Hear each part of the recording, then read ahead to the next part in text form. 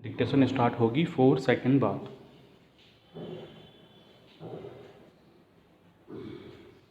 Start. शब्दों की अपनी सत्ता होती है और उसकी महत्ता। एक शब्द जहाँ आपकी सुंदर दुनिया की रचना करते हैं तो एक दूसरा शब्द विनाश का घोतक होता है।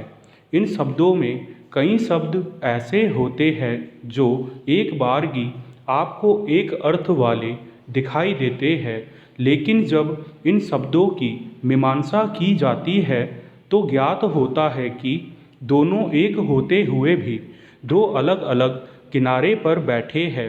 विवेकानंद से सूक्ति वाक्य पढ़ते हुए ही ऐसे दो शब्दों से परिचय हुआ। वे कहते हैं कि मनुष्य जैसा सोचता है वैसा बन जाता है। वह सोचता है कि वह निर्बल है तो निर्बल बन जाता है, और वह सोचता है कि वह समर्थ है तो समर्थ बन जाता है। यहाँ उन्होंने समर्थ शब्द का उपयोग किया और शक्ति शब्द से परहेज किया। फौरी तौर पर समर्थ और शक्ति में कोई बड़ा अंतर नहीं दिखता है, लेकिन व्यवहार में देखें तो दोनों में जमीन और आसमान का अंतर दिखाई देता है। समर्थ से आशय उस व्यक्ति से है जो व्यक्ति समाज और राष्ट्र का भला सोचता है।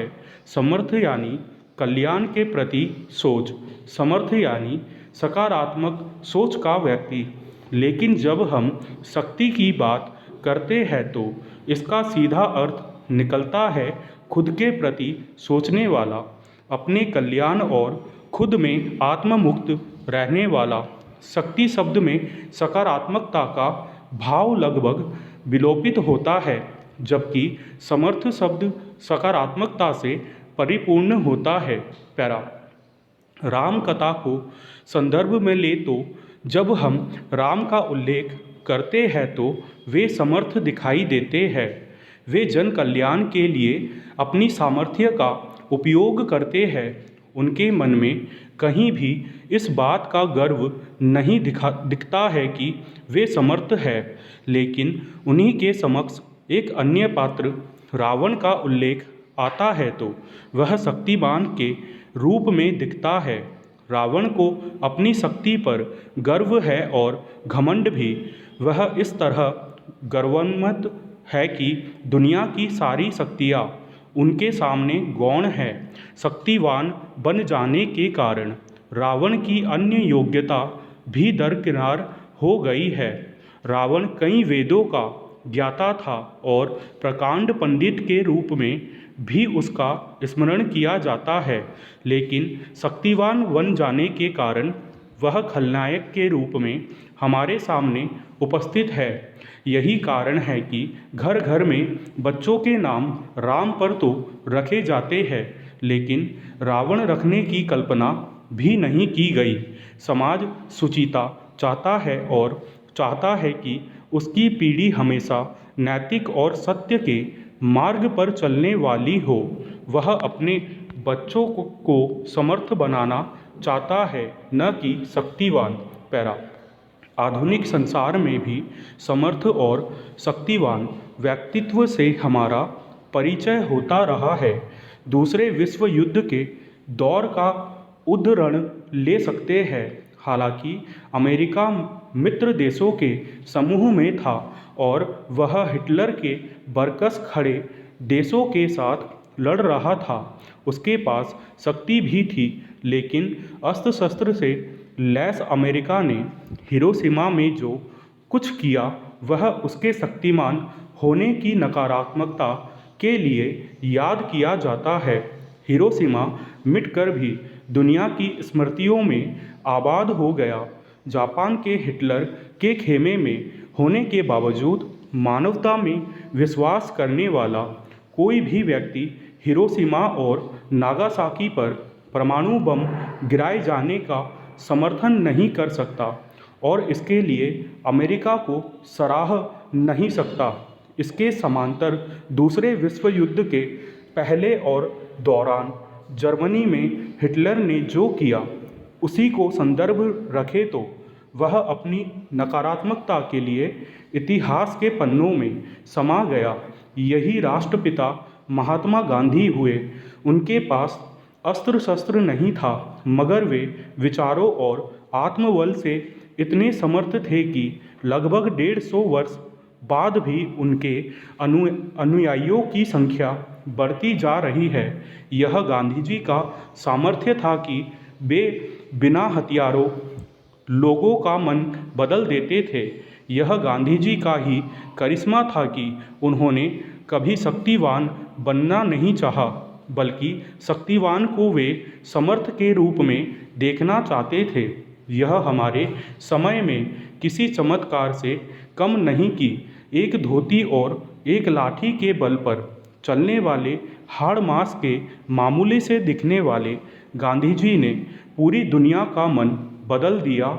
समर्थ हो जाने का उदाहरण आदिकाल में राम है तो आधुनिक संसार में महात्मा गांधी। इतिहास के पन्नों पर अनेक महान व्यक्तित्व हुए हैं और सबने समर्थ होने की बात कही है। समर्थ बनकर दुनिया को रास्ता दिखाने का उपक्रम किया है। पैरा समर्थ और शक्ति की परिभाषा हम हमेशा से दी जाती रही है।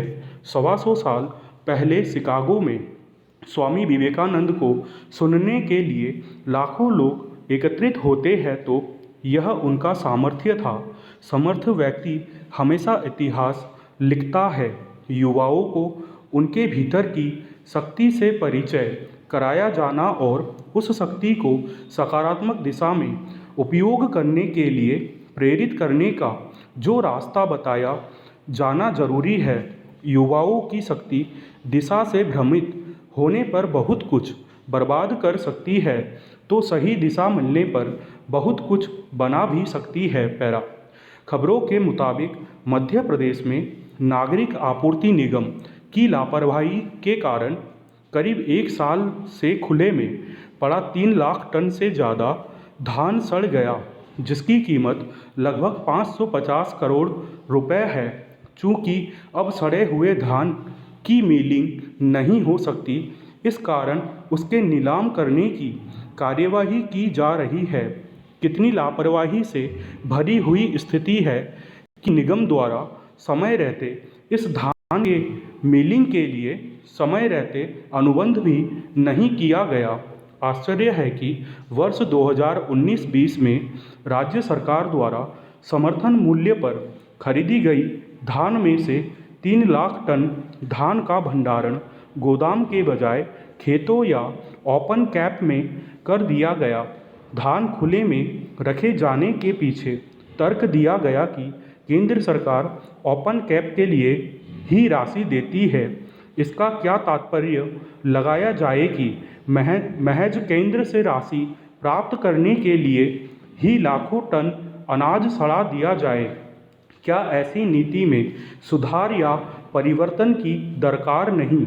अदूरदर्शिता का नमूना भी यह कि मिलिंग के लिए गोदामों में रखा गया धान दिया गया, परिणाम स्वरूप खुले में रखा गया धान खराब हो गया, जबकि मिलिंग के लिए पहले खुले में रखा गया धान दिया जाना था। पैरा प्रदेश में वैसे भी चावल मिलों की कमी है और कई चावल मिलें बंद भी हो चुकी है। ऐसे में किसानों के हित में अगर समर्थन मूल्य पर धान खरीदी की जाती है तो उसके समुचित भंडारण, उसकी निकासी और मिलिंग की व्यवस्था भी की जानी चाहिए। सरकार के खजाने का अपव्यय यानी जनता के पैसे की बर्बादी, जबकि शासकीय धन का उपयोग ठीक उसी तरह किया जाना चाहिए जैसे व्यक्ति अपनी जेब के पैसे का करता है। लाखों टन धान आपराधिक लापरवाही और उदासीनता का नतीजा है। प्रतिवर्ष देश भर में सरकारी खरीद के अनाज के लापरवाही और उदासीनतापूर्ण भंडारण के कारण बारिश में भीगने, सड़ने और खराब होने की खबरें आती रहती है। यह आर्थिक अपराध की श्रेणी में आता है। ऐसे मामलों में सिर्फ निलंबन या विभागीय जांच ही पर्याप्त नहीं है। लापरवाह अमले पर आपराधिक मुकदमे दर्ज किए जाने चाहिए, जबकि होता यह है कि एक दूसरे को बचाने के कृत्य होते हैं या फिर जांच में ही बरसों निकल जाते हैं और गुनहगार बच निकलते हैं। क्या ऐसे मामलों में गंभीरतापूर्वक उत्तरदायित्व निर्धारण की कार्यवाही की उम्मीद नहीं की जानी चाहिए? स्टॉप।